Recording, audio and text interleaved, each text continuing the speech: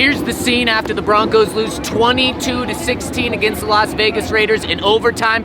Empty. No one's here cheering on the Broncos as they fall to 3-7. And here's your three biggest takeaways coming from Zach Stevens and Henry Chisholm following the Broncos loss.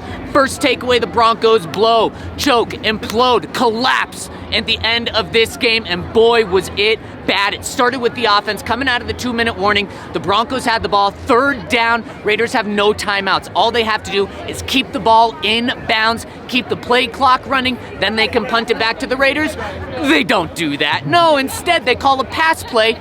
Okay, little risky to do, but then Russell Wilson doesn't execute it right. He throws an incomplete pass, an intentional incomplete pass, stops the clock, gives the Raiders too much time to work. They get the ball, drive right down the field thanks to a wide open Josh Jacobs on a wheel route down the sideline. Raiders almost score and end the game there, but no, Broncos defense holds them at the 7-yard line. Raiders kick a field goal to tie it.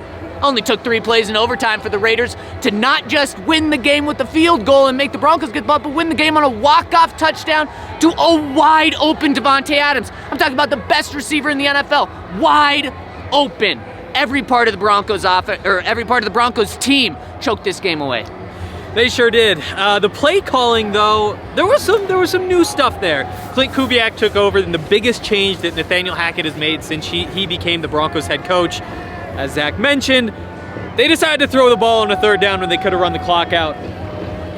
Not run the clock out in the game, to run it down another 40 seconds. That was the biggest play calling mistake of the game, but there were a couple more. They only put up 6 points in that second half. They were a little bit too conservative running the ball, but I thought they started out nice. You know, they're throwing extra tight ends out there, they're going empty, they're hurrying up. There was so much good stuff, and it just kind of slowed down and slowed down and slowed down to the end of the game, when it looked exactly the same as it always has. And then you had that final mistake on that third down. And let's just, for the third takeaway, let's just dump massive salt on this wound that the Broncos have from today, because this is just a little bit of the bad news. Now, the Broncos are 0-2 against Josh McDaniels. The Raiders only have 3 wins. 2 of them are against the Broncos, 1 of them are against the Texans, which this makes the Broncos the second to worst team in the AFC, only better than those Texans that the Broncos beat earlier this year. The Broncos, while they're tied with the Raiders at 3-7, have the worst, don't have the head-to-head against them, so they are the worst team in the AFC West. 3-7. Who would have saw this coming? What a disappointing game, what a disappointing season, and those are your 3 takeaways.